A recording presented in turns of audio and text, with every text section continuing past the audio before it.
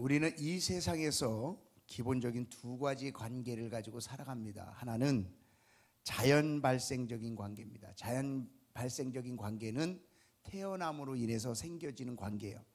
그것은 부모가 자녀를 낳으면 그 자녀는 자연스럽게 부모와 하나가 되어지는 그런 관계, 그것이 부모와 자녀의 관계입니다. 무슨 자녀와 계약서를 쓰고 너는 내 자녀야 라고 이야기하는 사람 없지요.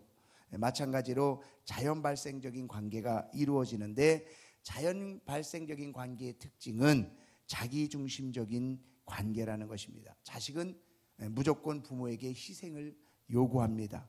어렸을 때부터 장성한 사람이 될 때까지 부모의 희생을 계속 요구합니다. 온갖 투정을 부리고 부족한 것을 다 돌봐줘야 하는 것이 부모와 자식과의 관계, 자연 발생적인 관계에서 나타나는 것입니다. 그런데 또 다른 하나는 언약의 관계입니다. 언약의 관계는 서로의 헌신에 의해서 유지되어지는 관계입니다. 부부 사이의 관계 같은 것이 바로 언약의 관계이지요. 서로 사랑하고 또 약한 부분을 돌봐주지만 근본적으로 서로에 대한 이 사랑의 헌신이 전제가 되어 있지 않으면 그 관계는 깨어질 수밖에 없습니다. 그래서 부부 관계를 헌신의 관계로 생각하지 않고 책임지는 책임의 관계로 생각하고 희생을 강요한다고 한다면 그 결혼 생활은 온전히 유지되어져 나갈 수 없는 것입니다. 그래서 우리가 이 땅에 살아가는 관계는 자연 발생적인 관계와 언약의 관계 두 가지를 가지고 우리는 살아가는데, 중요한 것은 신앙은 무엇이냐는 거예요. 신앙은 자연 발생적인 것이냐 아니면 언약의 관계이냐. 신앙은 자연 발생적인 것이 아니라는 것입니다. 신앙은 출생에 의해서 내가 하나님과 맺어지는 그런 관계가 아니라 사람이 하나님과 인격적으로 1대1로 만남으로 인해서 하나님과 헌신의 관계에 들어가고 하나님의 은혜의 백성이 되게 된다는 것입니다. 이스라엘 백성들이 불행해졌던 가장 큰 요인이 뭐냐면 이 관계를 오해하게 되었다는 거예요.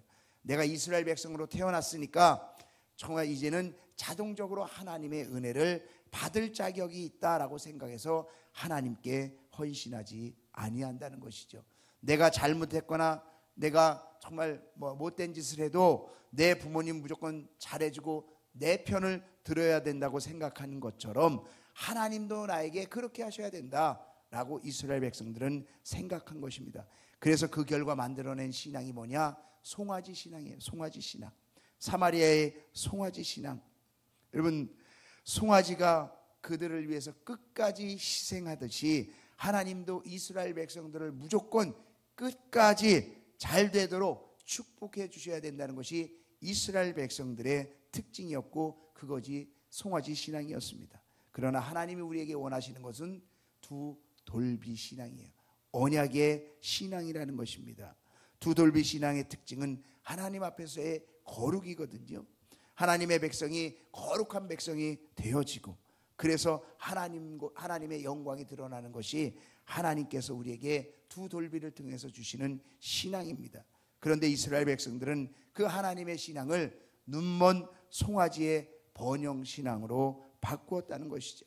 그래서 본인들은 온갖 죄를 다 지으면서도 하나님은 그들을 사랑하셔야만 해, 우리를 사랑하셔야만 해, 복을 주셔야만 해 라고 주장하는 것이 바로 오늘 본문의 이스라엘 백성들의 이야기입니다.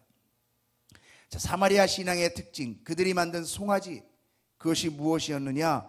5절에 보면 사마리아여 내 송아지는 버려졌느니라, 내 진노가 무리를 향하여 타오르나니 그들이 어느 때에야 무죄하겠느냐. 여러분, 왜 사람들이 송아지를 좋아합니까? 송아지는요 말을 잘 듣습니다. 눈만 껌뻑껌뻑하고 주는 것만 먹으면 해코지를 하지 않습니다. 그리고 묵묵히 일을 하고 손은 모든 걸 다 주고 죽지 않습니까? 그러니까 이 이스라엘 백성들의 생각에 이 송아지는 자신에게 이런 하나님이에요.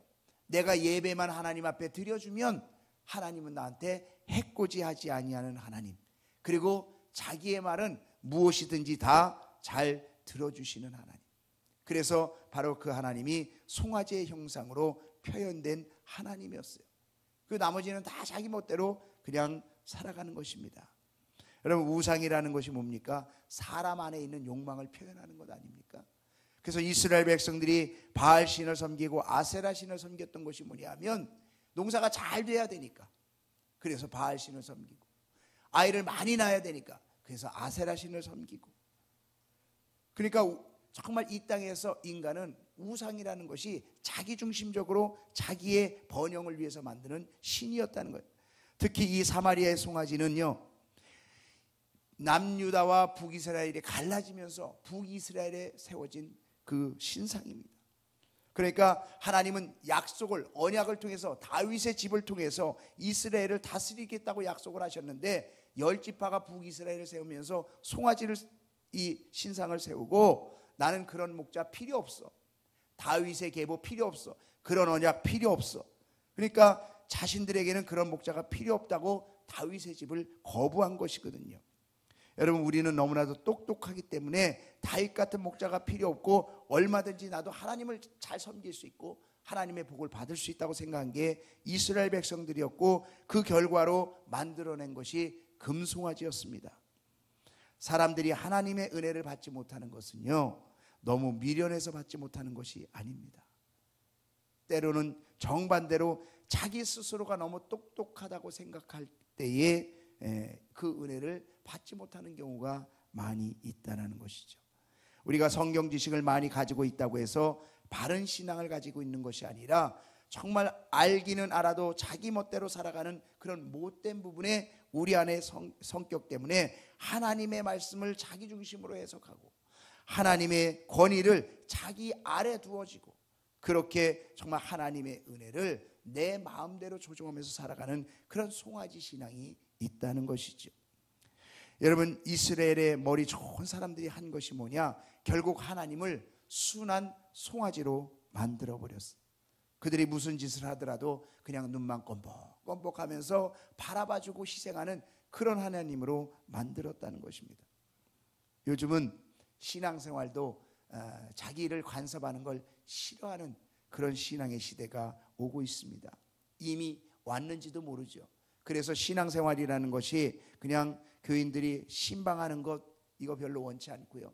교회 내가 왔어도 내가 왔는지 안 왔는지 그거 타치하고 연락하는 거 별로 원하지 않는 그런 큰 교회에 속해서 그냥 움직이는 사람들이 너무나 많이 있다라는 거예요. 미국의 큰 교회, 아주 유명한 교회가 있었습니다. 그래서 한국의 교회들이 그 교회에 가서 많이 배우고 연구를 하는데 그 목사님도 굉장히 뿌듯했지요. 그래서 몇 억을 들여서 리서치를 했어요. 우리 교회가 얼만큼 좋은 교회인지. 그런데 공정하게 자기들이 한 것이 아니라 외부에 그 조사기관에 돈을 써서 그것을 한 결과, 그 결과가 뭔지 아십니까? 구원받은 성도가 15%밖에 안 됐더라. 몇만 명이 되는 전 세계적으로 그렇게 유명한 교회가 자신 안에 구원받은 교인들이 15%밖에 안 됐다. 그 목사님이 굉장히 충격을 받았습니다. 교회는 화려하고 프로그램은 많고 모든 지식을 다 가르치는 그런 중심의, 세계 중심의 교회가 있었는데 그 교회가 진짜 현실을 파악해 보니까 구원받은 성도는 15%밖에 안 되더라는 거예요. 신앙의 특징이 하나님의 말씀이 나의 생활에 파고들어서 내 계획을 흔들고 내 인생을 흔들면서 하나님 중심으로 끌어가야 되는데, 자기 중심의 송아지 신앙이 있어서 하나님을 자기 중심에 맞춰서 끌고 가는 삶이 되더라는 것입니다. 4절 말씀을 보니까 그들이 왕을 세웠으나 내게서 난 것이 아니며 그들이 지도자들을 세웠으나 내가 모르는 바이며 그들이 또 그 은금으로 자기를 위하여 우상을 만들었나니 결국은 파괴되고 말리라. 이스라엘의 왕, 북이스라엘의 왕들을 세웠는데 하나님과 관계가 없는 왕들이라는 거예요. 지도자들이 하나님을 모르는 사람들이라는 거예요. 무슨 말입니까? 자기 마음대로 왕이 되어지고 자기 마음대로 모든 것들을 이루어가는 하나님과 상관없는 지도자라는 거예요. 하나님과 상관없는 지도자가 세워졌다는 거예요. 그래서 하나님의 뜻으로 사람들을 향하게 하는 것이 아니라 자기 중심으로 자기가 만든 송아지 신앙으로 모든 것들을 끌어가는 그런 지도자가 이스라엘의 왕이었다는 것입니다. 6절 말씀 보면 이것은 이스라엘에서 나고 장인이 만든 것이라 참신이 아니니 사마리아의 송아지가 산산조각이나리라. 사마리아의 우성의 정체가 뭡니까? 참신이 아니라는 거예요. 장인이 만든 거라는 거예요. 그냥 기술자가 만든 거라는 거예요. 그게 바로 송아지 신앙이라는 겁니다. 내가 만든 하나님, 내 하나님은 이런 하나님, 이런 하나님, 이런 하나님, 언약의 관계에 하나님의 말씀이 자기를 다스리는 것이 아니라 내 생각과 내 방법과 내 기준에 하나님이 만들어져서 그 하나님이 눈만 껌뻑껌뻑거리면서 자신의 요구만을 들어주는 그런 하나님. 그래서 7절 말씀은 헛된 그 송아지를 믿을 때에 어떻게 되느냐? 그들이 바람을 심고 광풍을 거둘 것이라 심은 것이 줄기가 없으며 이삭은 열매를 맺지 못할 것이요 혹시 맺을지라도 이방 사람이 삼키랴. 바람을 심었는데요, 거두는 것은 광풍이랍니다. 시작할 때는 그대로 괜찮은 것 같습니다. 순조로운 것 같습니다. 그렇죠? 배를 탁 탔는데 바람이 싹 불어요. 너무너무 좋습니다. 순조로운 것 같아요. 그런데 그것이 바다 한가운데로 들어가 버리면 광풍이 되어서 모든 것을 다 날려버린다는 것입니다. 이것이 무슨 말이냐? 우상은 죄를 제어할 능력이 없습니다. 내가 편하게 지낼 때 오케이 괜찮아. 그런데 점점 그때는 좋은 것 같고 즐거운 것 같고 신나는 것 같고 괜찮은 것 같은데 나중에는 광풍을 거둔다는 거예요. 요즘 말로 얘기하면 대형 사고가 난다는 것입니다. 사마리아의 송아지가 무엇입니까? 하나님을 완전히 버린 것입니까? 아니에요. 나름대로의 하나님이에요. 그런데 하나님을 믿기는 믿지만 죄를 지적당하지는 않습니다. 무엇을 하든지 책망하지 않고 언제나 복을 주시는 마음씨 좋은 하나님, 눈만 껌뻑껌뻑거리면서 그냥 자신을 위해서 희생하는 하나님, 그 하나님이 이스라엘의 송아지 하나님이었어요. 그 결과는 대형 사고라는 것입니다. 11절 말씀 보니까 에브라임이 죄를 위하여 제단을 많이 만들더니 그 제단이 저로 범죄케 하는 것이 되었다 그랬어요. 여기서 죄를 위하여라는 것은 진정으로 죄를 회개했다는 뜻이 아닙니다. 자기 중심의 제사를 드렸다라는 거예요. 산당이라고 해서 다 나쁜 것은 아닙니다. 사무엘도 산당에서 제사를 드렸습니다. 제사는 죄를 위해서 드리는 것이 제사예요. 그런데 이 제사를 복을 받기 위해서 비는 제사로 바꾸고 풍요를 기원하는 제사로 바꾸고 자기가 원하는 제사로 다 바꿔버렸다라는 것입니다. 산당의 신앙이 무엇입니까? 하나님은 우리가 가난한 걸 원치 않습니다. 병들어 사는 것을 원치 않습니다. 안 되는 것을 원치 않습니다. 그러나 중요한 것은 우리가 하나님 앞에 제사할 때에 하나님의 말씀 앞에 자신을 비춰보기보다는 그런 풍요만을 쫓아 주님 내게 이렇게 만들어 주셔야 합니다.